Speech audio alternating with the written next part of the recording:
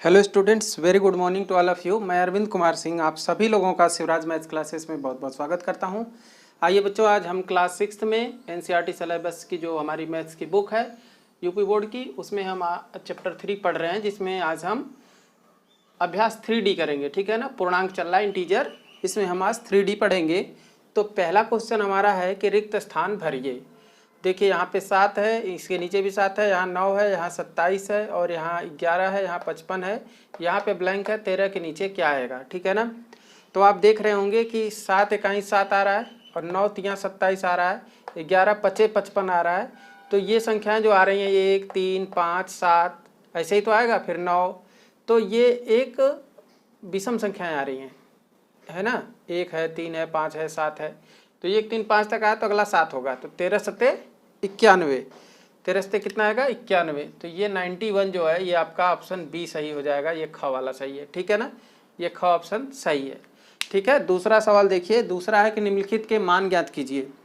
अब इसमें लिखा है क में कि 8 गुणा -4 फिर गुणा -5। अब इसको हल करना है, तो आप कैसे भी गुणा करेंगे आंसर तो वहीं आएगा, है ना। लेकिन आप सरल कैसे करेंगे वो देखिए।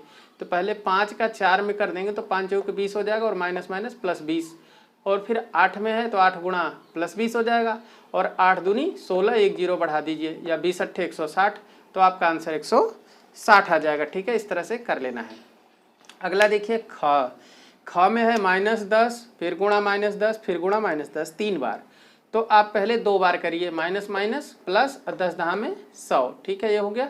अब फिर ये -10 लिख लीजिए, फिर प्लस और माइनस का गुणा क्या हो जाएगा? माइनस, और 100 दहा में 1000। तो आपका आंसर आ जाएगा -1000। ठीक है, इस तरह से इसको करना है। आइए बच्चों, अगला ग का देखिए। ग में क्या है कि -2 गुणा 35 गुणा -5। ठीक है ना। तो आप लिखेंगे पहले -2 गुणा -5 और फिर लास्ट में 35 को कर देंगे। क्यों? क्योंकि 5 दूना 10 हो जाएगा, तो ये जीरो वाला आ जाएगा। 10 का गुणा करना आसान होगा, तो माइनस माइनस प्लस 5 दूना 10 और गुणा 35।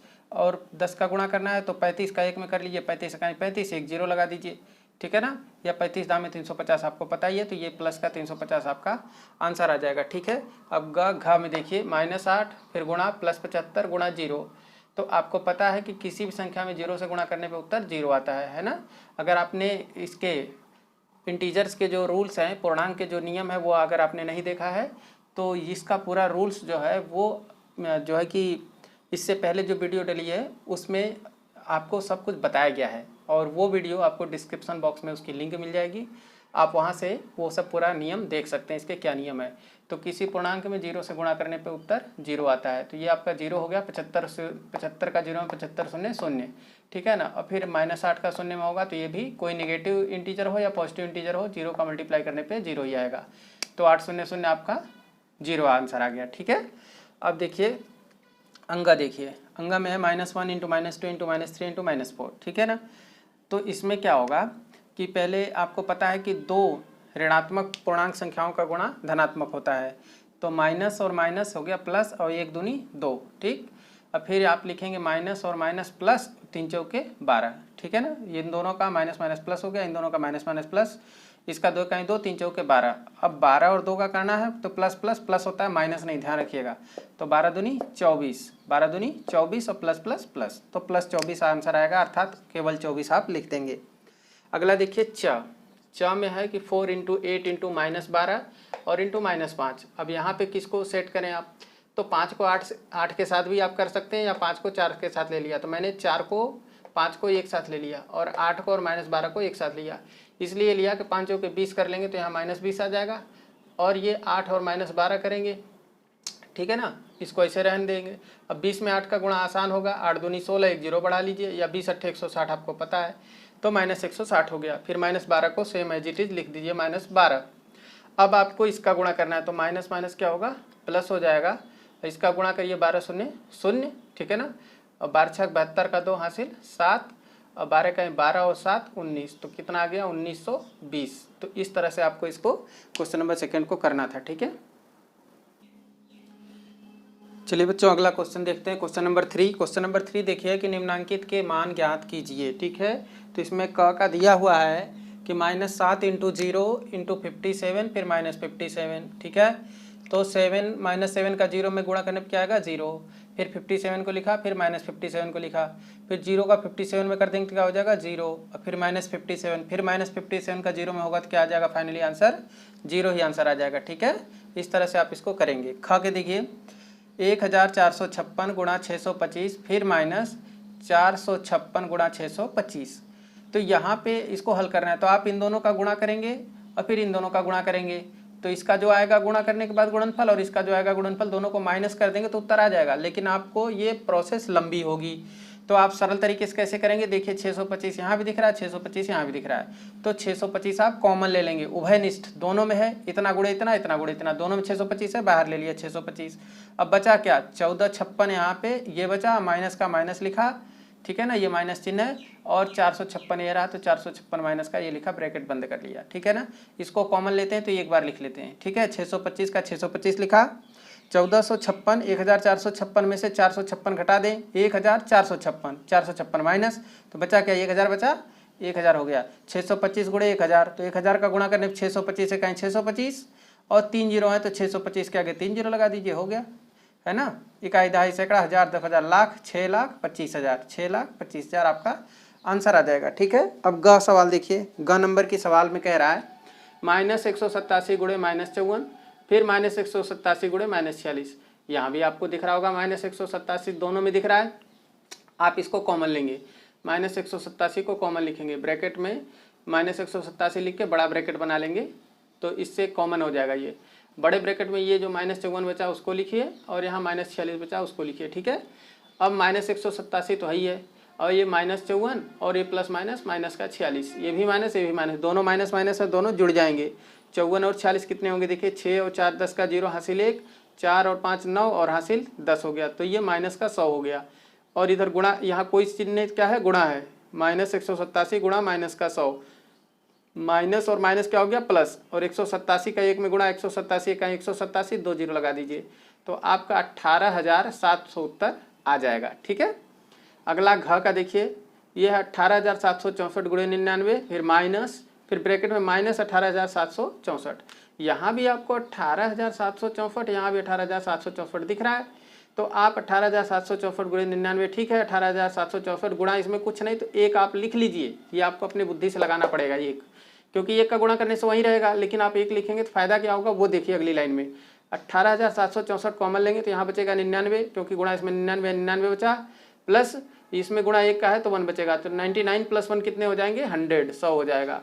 और 100 का इसमें मल्टीप्लाई करने पे कितना आएगा, गुणा करने पे 18,764 है, 18,764 है क्या, 18,764 और 2 जीरो और पीछे लग जाएगा, तो इकाई दहाई सैकड़ा हज़ार 10,000 लाख 10 लाख 18 लाख है ना, 76,400 आपका आंसर आ जाएगा। इस तरह से इसको करना था। ठीक है, आइए आगे देखिए, अगला देखिए, इसका अंगा पार्ट है कि 15,341 गुणा -2 फिर प्लस -15,341 गुणे 98, तो आपको यहाँ भी 15,341 दिख रहा है, तो 15,341 जब आप कॉमन लेंगे तो यहाँ पे बचेगा -2, बड़ा ब्रैकेट बना के छोटे ब्रैकेट में लिख के -2, फिर प्लस, ये प्लस बचा, और 1541 केवल हमने कॉमन लिया इसलिए माइनस बचेगा, और ये 98 तो -98 आप ब्रैकेट में लिख लेंगे, 15,341 फिर ब्रैकेट में -2 का -2 प्लस माइनस -98।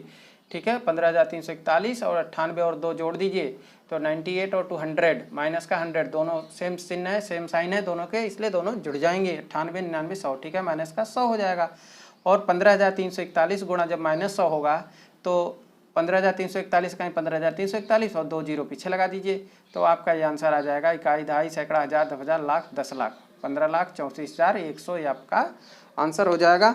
ठीक है, अगला क्वेश्चन देखिए, -8 गुणा, फिर मझले ब्रैकेट में 10 -5 -43 प्लस 98, तो यहाँ 10 के सामने कोई चिन्ह नहीं तो प्लस है, और 98 प्लस है, इनको 10 और 98 एक साथ लिख लिए, प्लस वाले, -5 -43 माइनस वाले एक साथ लिखिए, 98 और 10 108 हो जाएगा, और 43 5 48 माइनस का 48 होगा। अब ये प्लस में 108 और माइनस में 48 घटेंगे, तो 8 में से 8 गया 0 और 10 में से 4 गया 6, 60 बचेगा प्लस का, क्योंकि 108 बड़ा है।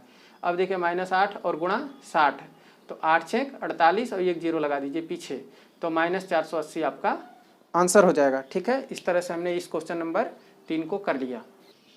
आइए बच्चों, क्वेश्चन नंबर 4 देखते हैं। क्वेश्चन नंबर चौथा हमारा है कि पंक्ति क में 2 पूर्णांकों का गुणनफल पंक्ति ख में दिए गए हैं और इन्हें मिलान करके लिखिए।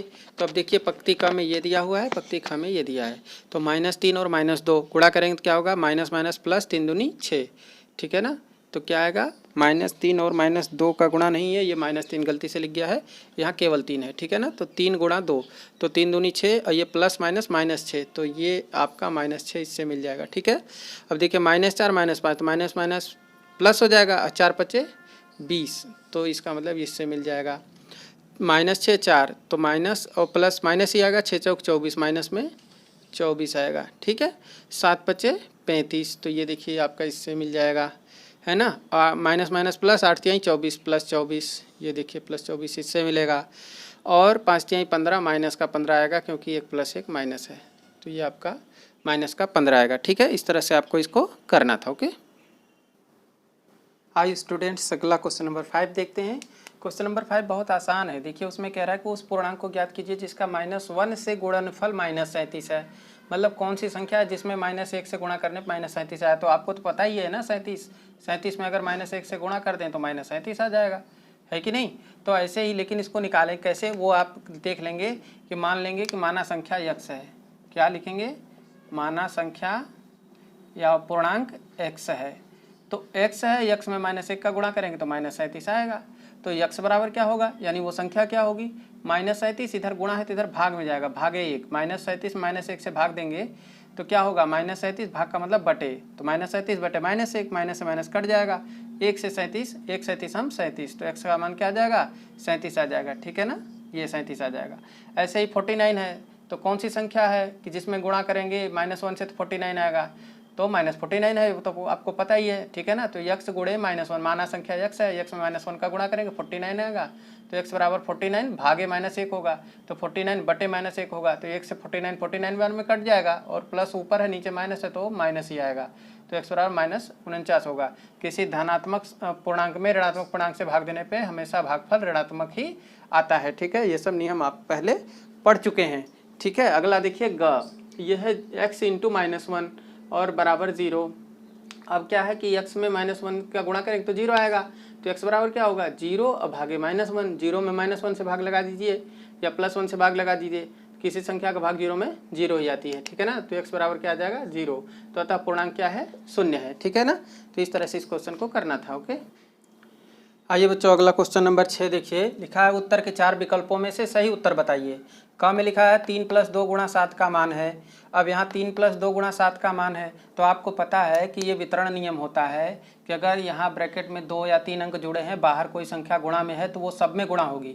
तो 3 × 7 और +2 × 7, तो 3 × 7 + 2 × 7, देखिए ये है, ठीक है ना। तो आपका ऑप्शन ये सही हो जाएगा, ठीक है। या फिर आप दूसरे तरीके से चेक कर लीजिए कि 3 2 5 अब 5 7 35, तो इसका मतलब कितना है, 35 है, ठीक है ना। और इसको देखिए 7 या 21, 7 दूनी 14, तो 21 और 14, तो ये भी 35 आ रहा है, तो इसलिए ये ऑप्शन सही हो जाएगा। ख में देखिए 3 - 2 × 6 का मान है, सेम यही चीज़ प्लस पे भी वितरित होता है, ऋण पे भी वितरित होता है। तो 3 × 6 - 2 × 6, तो 3 × 6 - 2 × 6, देखिए पहला ही सही है, ठीक है ना।